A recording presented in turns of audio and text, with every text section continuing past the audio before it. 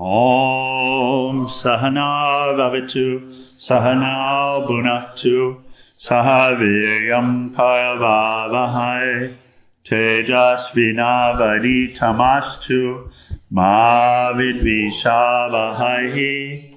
Om Shānti, Shānti, Shāntihi.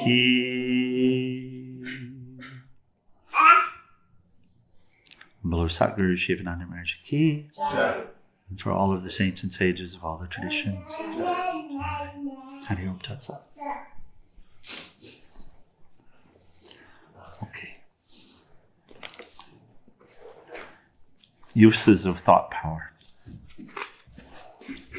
Value and uses of thought power.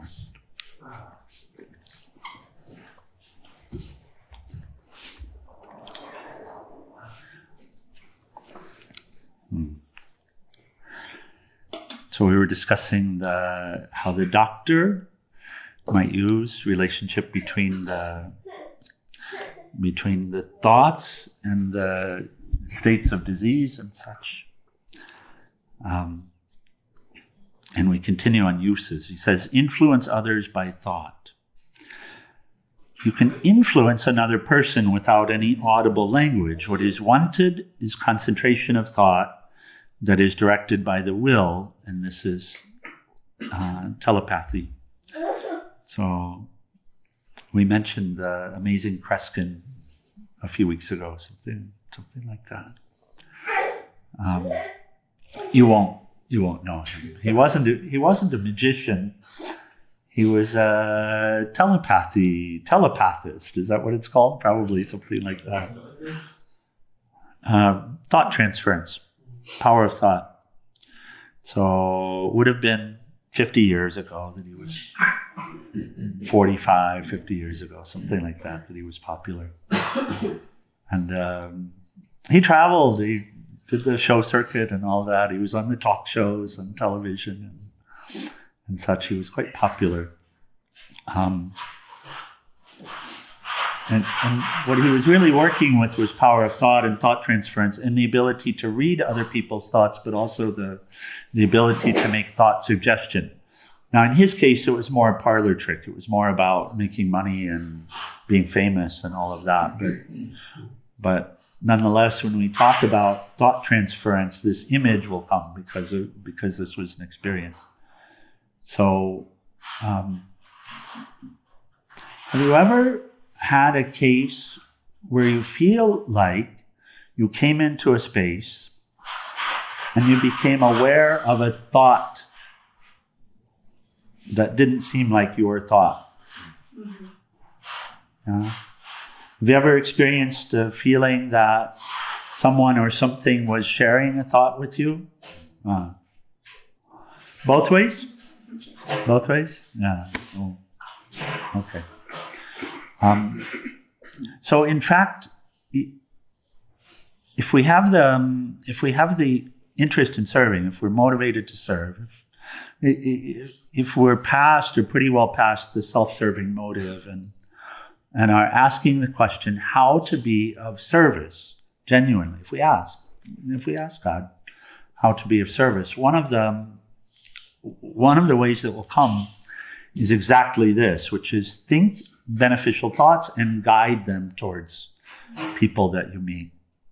Guide them towards communities, guide them towards people that are struggling, guide them towards the greater goodwill, all of this. And it's exactly the technique that Swami Sivananda is talking about. And we know that it works. From a general standpoint, we know that it works. We know that it works. For example, we have the example of it here at Ashram and at all of the sacred spaces. We know that it works because we come into these spaces and we experience the effect of thought transference. We also know that it works from pilgrimage. We had in pilgrimage each day, in a way, each day is the same. In a way, each day is different. It's the same as any other aspect of life, and that is you practice something every day. And so that might be the same. That might be the same. And something happens to you every day, and that might not be the same. But if the practice is the same, then you say, actually same, no change, no change. In other words, I engage in this spirit, in this way, and I, Om Namah Shivaya. Oh, good morning, dear. And I bring this to the world. I bring this to those that I meet, etc. And in a way, we all are practicing thought transference, because even without knowing it, we bring thoughts into a situation, thoughts, desires, etc. And we are transferring them. But we have the power also to guide them and direct them. Sometimes we might curse someone, which is a kind of thought transference. But sometimes we might bless someone, which is also this. It's not about, in Kreskin's way, in the worldly way, it's about getting someone to do something for you. Getting someone to think of you a certain way, or getting someone to honor you in a certain way, or to do something that you want them to do. But here, of course, it doesn't have anything to do with that. It simply has to do with using thought power as a power or a force of upliftment.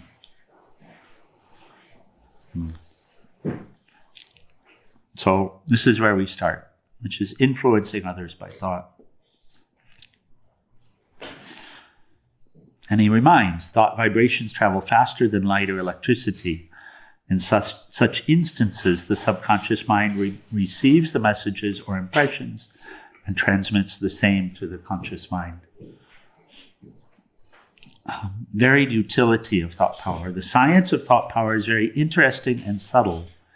This thought world is more real relatively than the physical universe. So this is a reminder.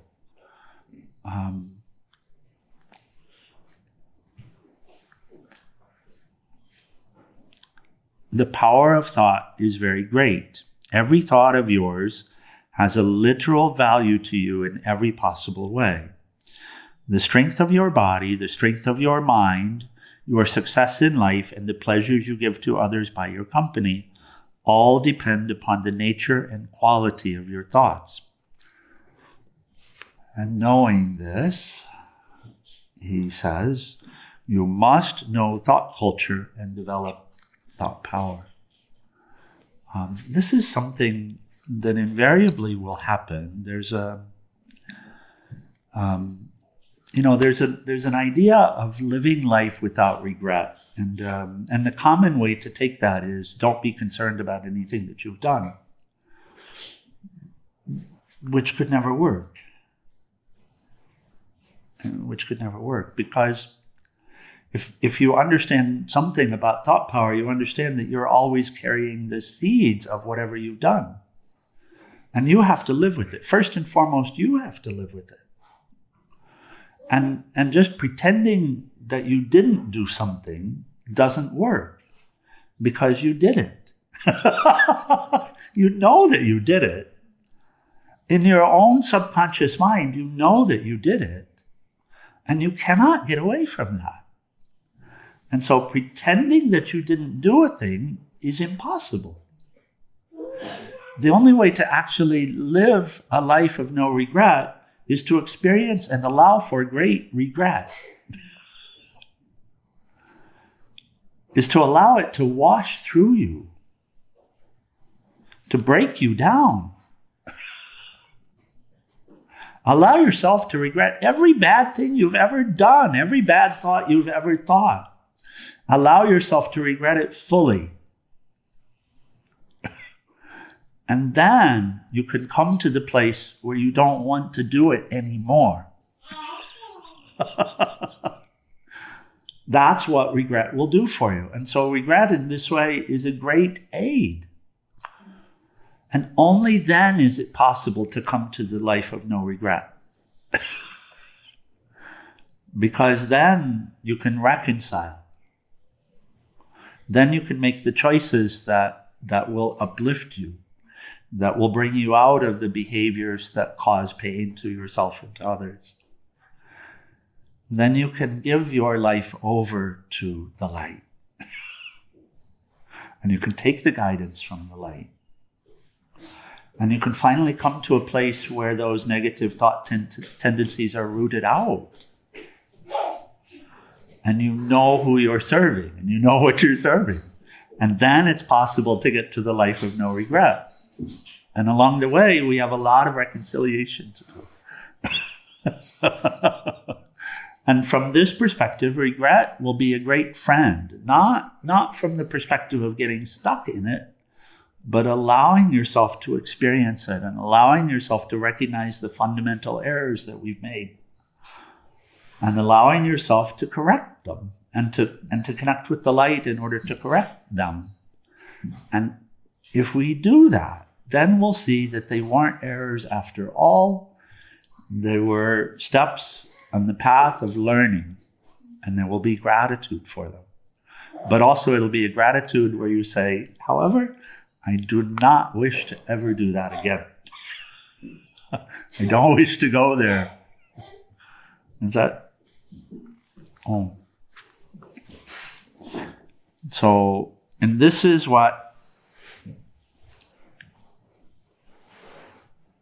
a great part of what Swami Sivananda is helping us to see, is the power of the thoughts that we've thought, what we've done with them, how they've affected us, how they've affected the situation, how they've created, and in a world, how they've created the situation that we find ourselves in now. But also how to intelligently utilize them going forward. And I find that this power that comes from allowing yourself to regret, allowing yourself to be remorseful, allowing yourself to see what we've done and really recognize it and see the fullness of it. Because it really leads to a breakdown. And that breakdown is essential. It's so completely necessary. Because that will help us to take the resolve that's necessary to turn this life around.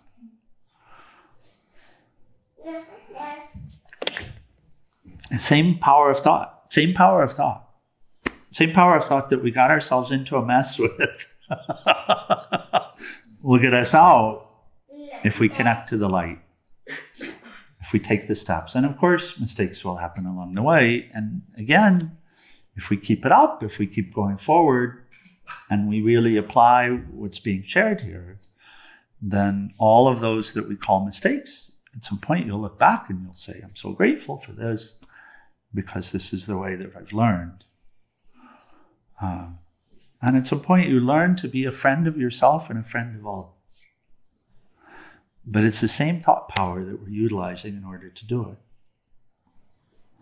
So what he says, the power of thought is great. Every thought of yours has a literal value to you in every possible way.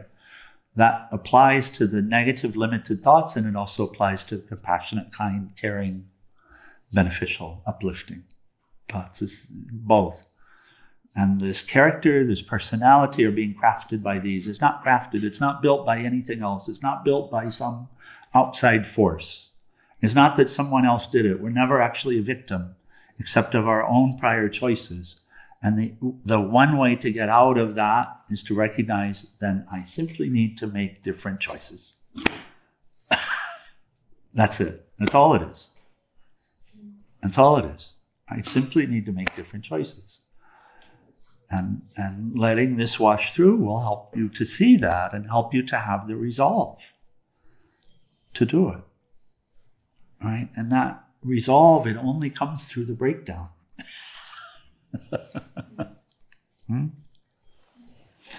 As long as we pretend like everything's all right, it's not. As long as we pretend like our thoughts don't have power and they don't influence us and they don't influence others, then we're living a really terribly disturbed life.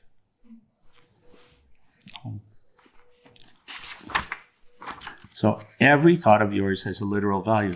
The strength of your body, the strength of your mind, your success in life, and the pleasures you give to others by your company all depend on the nature and quality of your thoughts. You must know thought culture and develop thought path. If you have comprehensive understanding of the workings of the thought vibrations, if you know the technique of controlling the thoughts, if you know the method of transmitting beneficial thoughts to others at a distance by forming clear-cut, well-defined, powerful thought waves, you can use this thought power 1,000-fold more effectively. Thought works wonders.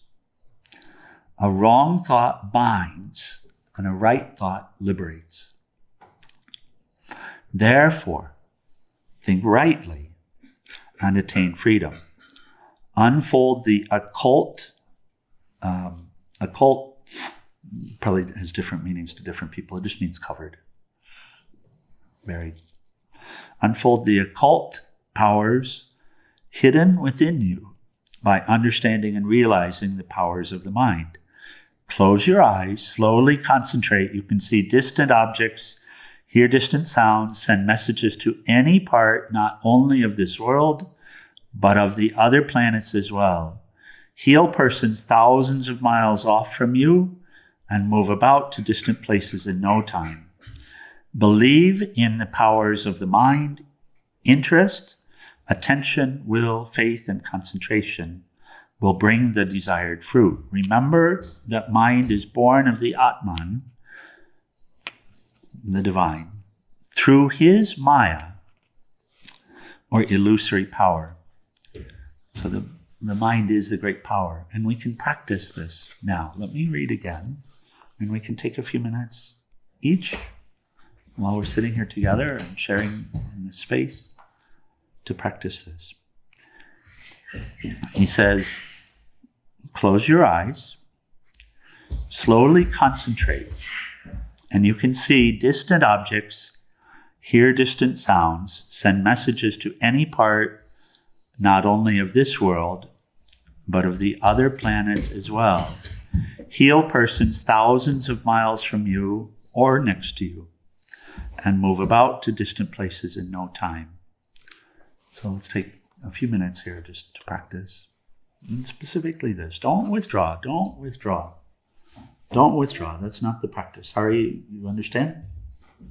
Okay, don't withdraw. This specific practice is a practice of thought transference and bringing beneficial thought. So we can close the eyes gently, we can picture any place that we would like to send the thoughts and then bring clear-cut beneficial thoughts into the mind and know that they have power. So, okay?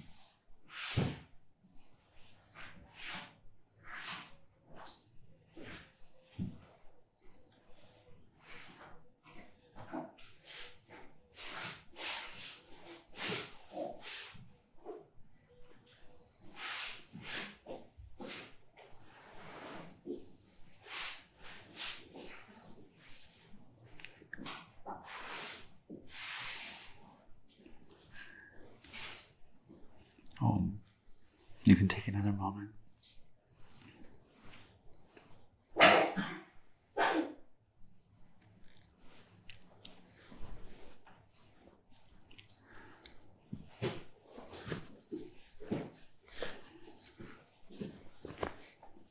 Okay.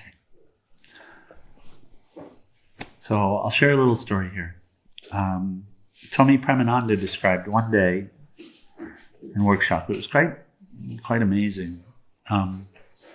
He'd gone to a place, a retreat for 30 days, and he was told that he didn't have to do anything. And so he queried inside, what to do. And he chose to build a temple of the mind. Now, most people would say, well, it's nothing. But in fact, when we understand more about thought power and we understand that that is the power, he chose to build a temple in the mind. He had 30 days, and he had chosen, he wanted to build the best temple that had ever been built. And he wanted temple rooms, each for each of the different deities. And he wanted the best architects involved in it, and the best gems, and not just in the world, but of course in the mind you can imagine. So the best that could be imagined, the best that could possibly be brought. And so he took that entire 30 days in the mind, building this temple. And he described it a bit, thousands of temple rooms, honoring each of the deities. And he brought in the best in the universe, the best architects and the best designers and the best craftsmen in order to build the altars and all of this. And he built it in detail in the mind. And he smiled and he said, and it's still there. So,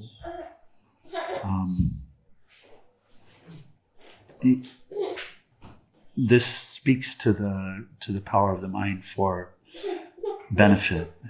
And when we have time and when we feel like taking sleep or feel like, then this is the opportunity as well.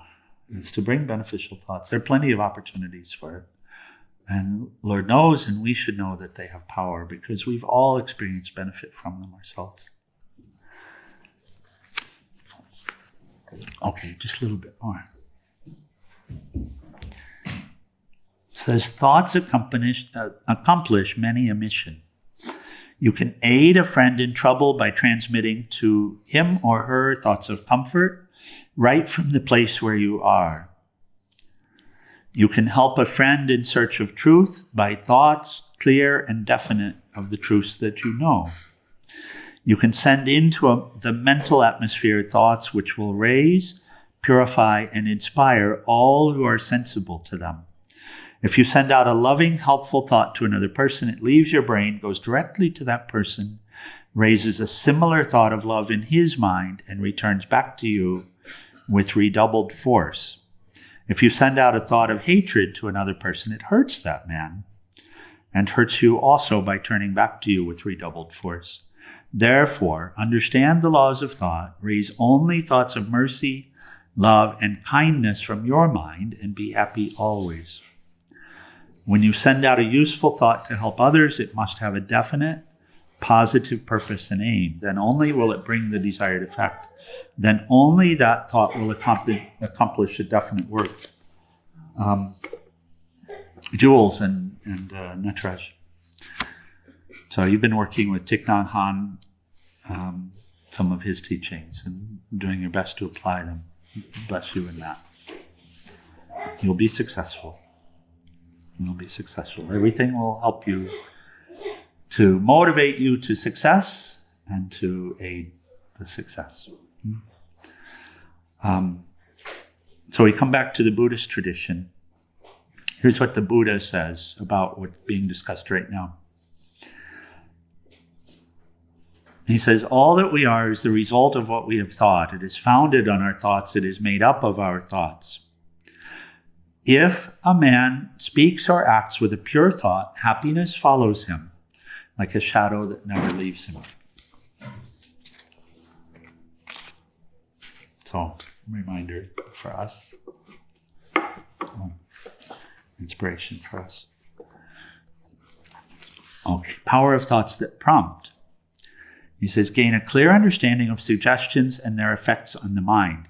You should be careful in the use of suggestions. Never give wrong suggestions, which will have destructive results to anybody. You will be doing a great harm and a great disservice to them. Think well before you speak. Teachers and professors should have a thorough knowledge of the science and suggestion and auto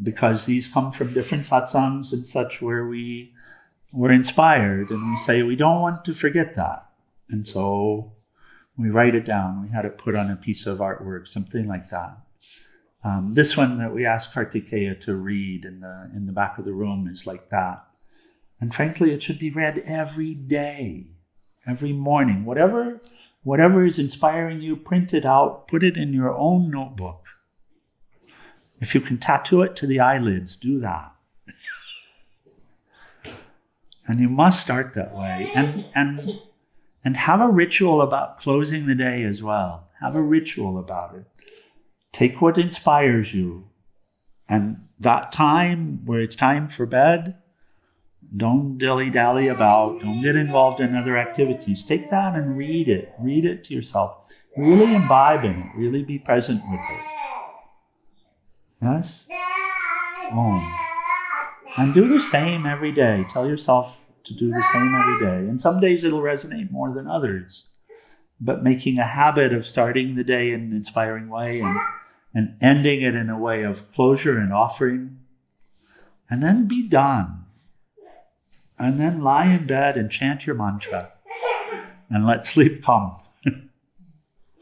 Let sleep come. Don't try to get up to do other things. If the baby's crying, of course, take care of the baby.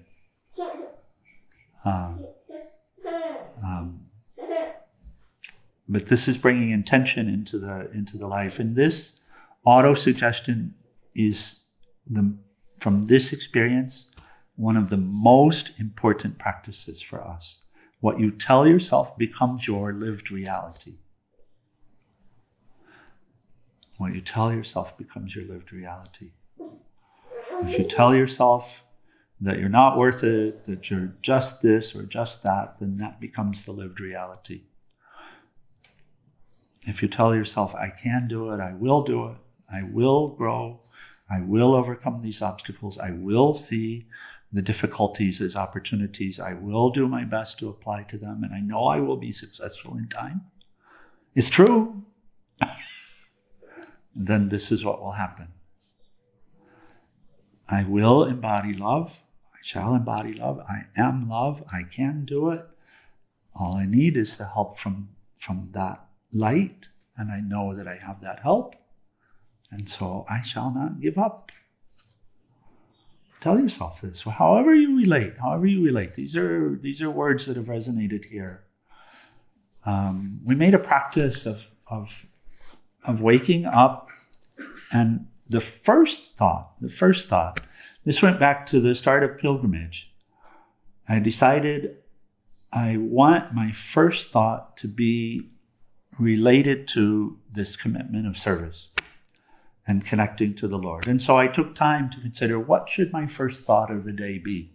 I ask people, I don't even bother generally anymore asking people, what is your first thought? Because it's like, I want a cup of coffee or some crazy stuff like this. And it just shows that we're generally so unguided and so uncentered and so deeply suffering. And so the first thought isn't random. The first thought is according to your nature. So if you're dependent on coffee, then the first thought of the day will be, I want my coffee. If you're dependent upon God, the first thought of your day will be, good morning, Lord. What shall we do together today? But also, if you want to be a certain way, then decide what that first thought is. That's what we did. And we wrote down different possibilities, and we ended up with this. Good morning, Lord. Dear Lord, may all of my thoughts, words, and deeds this day be inspired for the benefit of all. May my service this day assist in helping all to recognize the love and absolute nature which is within each and all, and may all be free and happy. Om Namah Shivaya. Ambalo Satguru Sivananda Maharaj Ki Jai. So that's the first thought. And I said the first thought every day will be this. And what happens? You just take resolve about it, for goodness sakes. And of course it doesn't happen automatically, does it? Because there's so many habits about what the first thought is. And we're not even recognizing the power of the first thought. And until you recognize that, you won't bother to do it. Do you use the same thought, like word for word, every day? Word for word. And what I'm sharing with you now isn't exactly the same. Okay. But that first thought every day is exactly the same. Okay. Because now it's not the same place. Because I tried that in the past, but it loses its power over time. When You just, don't blame things on it. You take responsibility for it.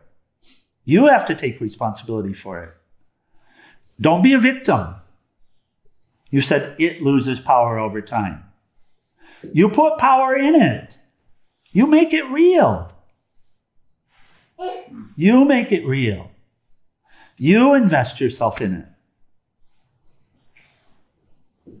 For goodness sakes, it's your life vest. It doesn't need a life vest. You do. You need a way of connecting to the divinity every day. You need to start your day intentionally. I mean, this is the truth. Does it make sense? Yeah. So, this is a Gandhi practice, by the way. If you read about Gandhi, you'll see the same practice there. Somehow or other it came not from Gandhi. I don't get it. Or it did come from Gandhi. Gandhi somewhere guided that thought to me. I said, thank you, Gandhiji. Right. What's the issue?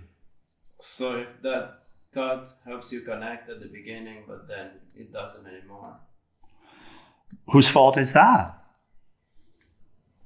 Is that the thought's fault? Whose fault, but what do you do? You remind yourself how important it is to start the day with a connected thought. Is it important? I went through the whole process. I know what you're talking about.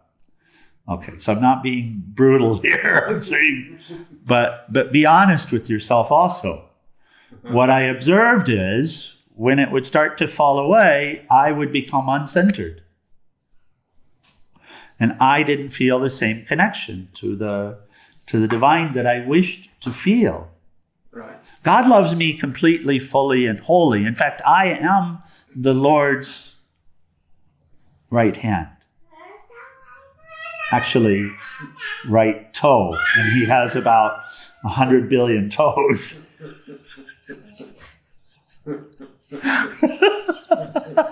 If we put it in proper perspective. Ultimately, the Lord and I are one. But that's at the deepest level. At the surface level, fingernail perhaps. But the Lord loves me completely. No love lost. But do I, as the fingernail, love the Lord completely? Do I have a tendency to forget, or do I remember all of the time?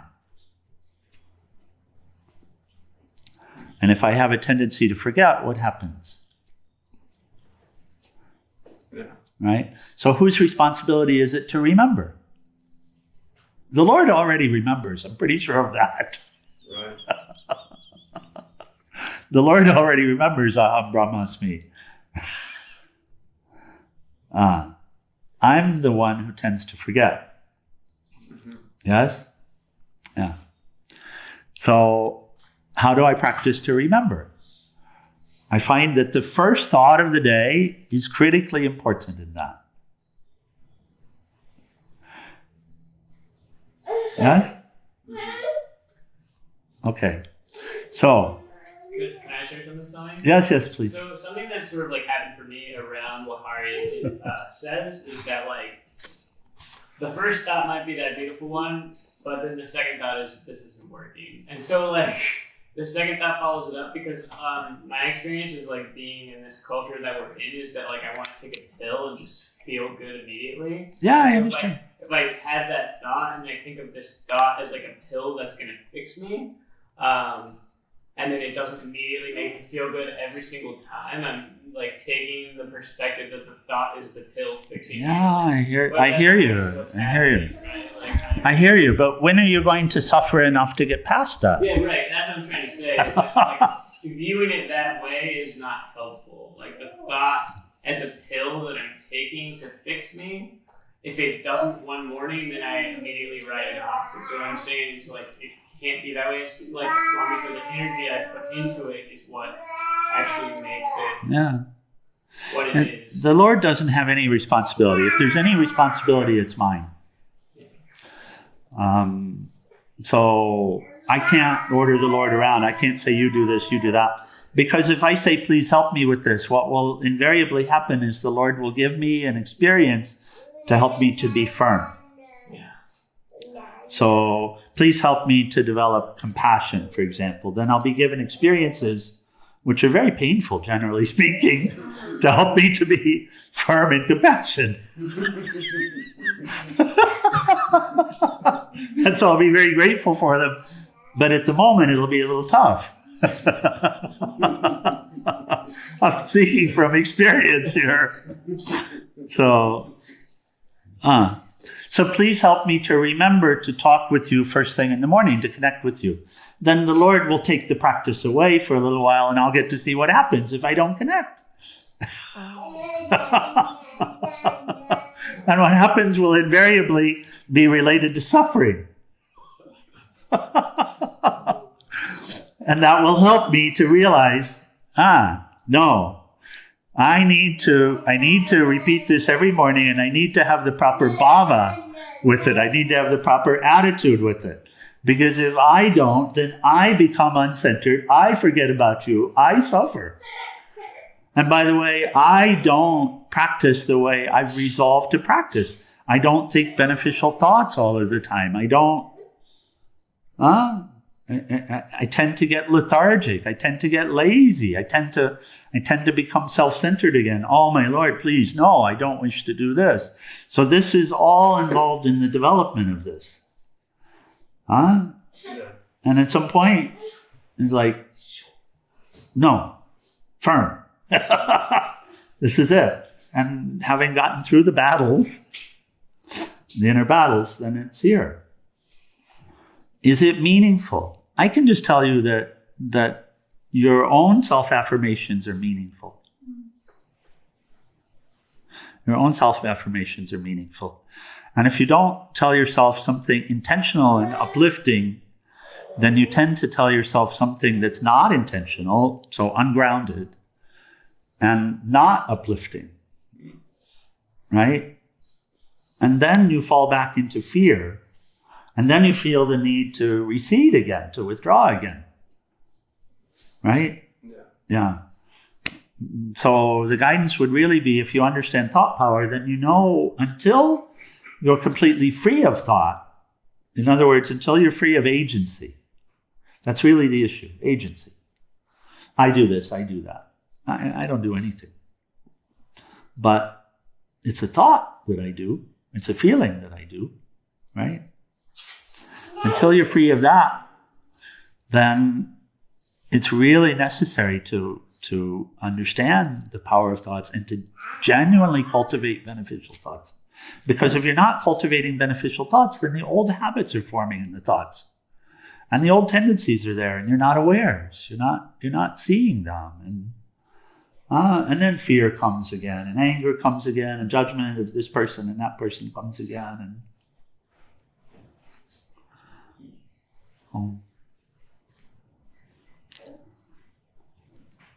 Okay. Any other questions or comments? Is that helpful, Hari? Yeah. There is an inner battle going on. There is an inner battle, and I get what you say, but of course that other voice is speaking from a place of falsehood. A place of what? Falsehood. It's false. It's not telling you the truth. Right. It doesn't know the truth. It doesn't recognize the power of the thoughts and the corrosive nature of the limited thoughts and all of that. And so, and you, that is intellect, the vivek, the discernment, you recognizing this, begin to choose more intelligently. Well, then here's the voice I can listen to and trust, and here's the one that I can't trust. And then we cultivate more and more the connection with the voice that we can trust, and we separate ourselves more and more from the connection with the voice that we can't trust. Right. Upliftment. What that there said is a good point, because the mind then says, "Is this working?" But not that the thought is working. This one does not say that, Hari. So you can't generalize in that way. You can say, my experience is, my mind says this. Is it working? Right, but what I was trying to say is that after a while it becomes like a mechanical repetition of words. No, not if you don't allow that. If you're alert and aware, see, if you start sleeping while you're repeating the words, then you've lost all the connection to them. But if you're aware, if you understand that there's power in the words that you say to yourself, and if you've resolved yourself to be awake and alert when you say them, and to relate to the meaning of them, then that won't happen. Right, that won't happen. Yeah. So what I'm saying is, it's not the words, it's that you're coming into a place of lethargy. It's not the words' fault. It's not that the words, you see the point? It's not the words losing their power, it's you losing the power. It's you abdicating it, you giving it up. It's tamas.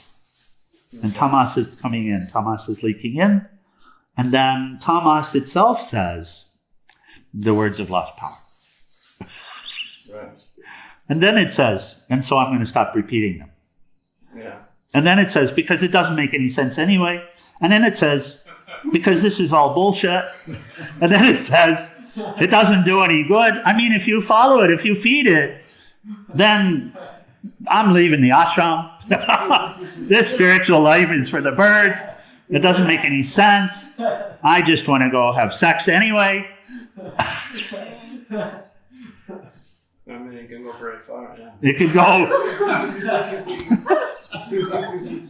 And so when you stop it, and when you say, no, let's bring the bhava back, my dear, let's bring the meaning back. Let's be awake and alert. Because this is my lifeline. And if I lose this, I know where it goes. Huh? That's your choice. It's not that the words have lost their meaning. It's that you've lost the meaning of the words. Right. Makes sense.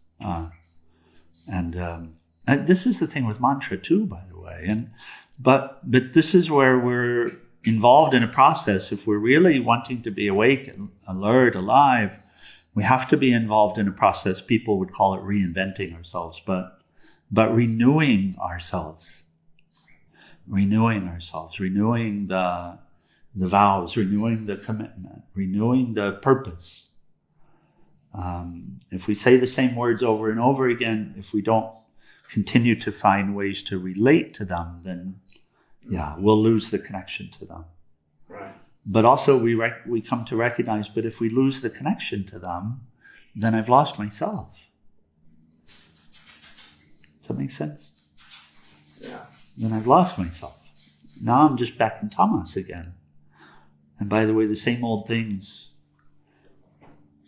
So can I say one other thing, Swami? For me, I've noticed that when stuff like that happens to me hard, it's because I'm pushing too hard, because of that like push energy actually like thinks that I'm separate, and I have to like push really, really hard, and then I kind of like burn out. And then it's this like overly rajasic state, and then it like crashes into a tamasic state, because it's like I need to get this thing outside of myself that's love, but it's not actually outside of myself, you know? That's what I've noticed, like my own pattern of like push, burnout, collapse. So. Consistency of practice is essential. If you're going to change the nature of the thoughts, it has to be a consistent practice. And that comes back to resolve and will and seeing. And you do have to experience what you're talking about. You do have to have that experience. Again, if you say to the Lord, please make my practice firm, you will be given that experience of an unfirm practice. Because the Lord will always say, but you have to do it. It's not really you doing it. It's your own willpower, which is also of the Absolute. But it just requires firm will. But the will only be firm when you see the alternate. Yeah? And you see the way that it works. And what you're describing is a coming of clarity. Beginning to see how it works and that it can't be that way. It needs to be firm. I need to stay with it. So let me not get excited about it at the beginning. Let me really reflect on it. Let me really consider it. And let me resolve only that which I'm going to see through. Yeah. And seeing through means just like this, that you see it through. That you develop a lifelong relationship with it. If you're going to be a well-wisher, you have to develop a lifelong relationship with that. And it's not just a matter of thinking rote thoughts. It's a lifelong relationship with the ideal of being a well-wisher. And God knows you will be tested on it. And you will be supported and you will be helped. But the help won't come the way you want it to come. Sometimes it will and sometimes it won't. Right? But with firm resolve and strong will, then you'll be successful. Then everything will turn around inside. Everything will turn around inside. And you will find that you live for the benefit of all as an aspect of that most beneficial. But even there you can't rest. You can rest, but you can't rest. I mean, you can rest in the truth. You can know the truth. You can know that this is the way and take shelter in it. But can you let this practice become rote again, meaningless again? No, you can't rest in that way.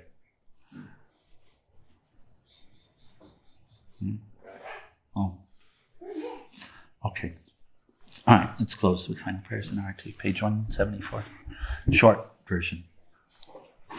Om Trayambakam Yajamahe Surandim Pushti Vardhanam Orvai Rukmeva Bandhanan Mritor Mukshiyamam Mritata Om Trayambakam Yajamahe Surandim Pushti Vardhanam Orvai Rukmeva Bandhanan Mritor Mukshiyamam Mritata Om Trayambakam Yajamahe Surandim Pushti Vardhanam Orvai Rukmeva Bandhanan Mritor Mukshiyamam Mritata Om Shānti Shānti Shāntihi. O adorable Lord of mercy and love, let us abide in thee forever and ever.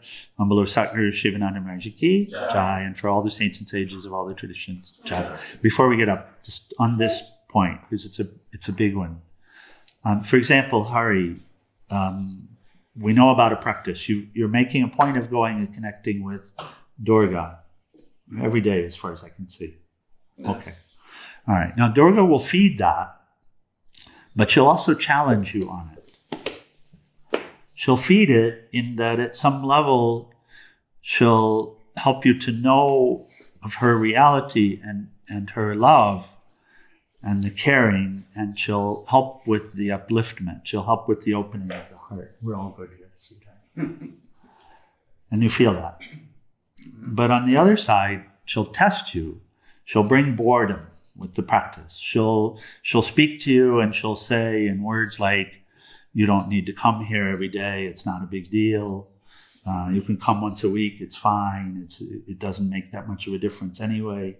These words will come in the mind. Where do they come from? They come from her too. For God's sake, she's Bhranti also. Really, they come from her too. But but are the things that happen to you, do the things that happen to you have to define you? In other words, the thoughts are things that are happening to you. You have the ability to cultivate beneficial thoughts, but the thoughts that bombard you, they're happening to you, aren't they? Yeah. Do they really have to define you? Because you have a thought of someone having done a terrible thing, does that really have to define you? Do you really have to act out some retribution because you have that thought? It's your thought, for God's sakes. Right? And so these thoughts will come.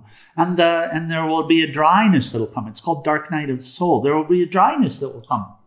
And so you're going to have these ideas that you're bombarded with. It doesn't make any difference that I come and see Durga every day.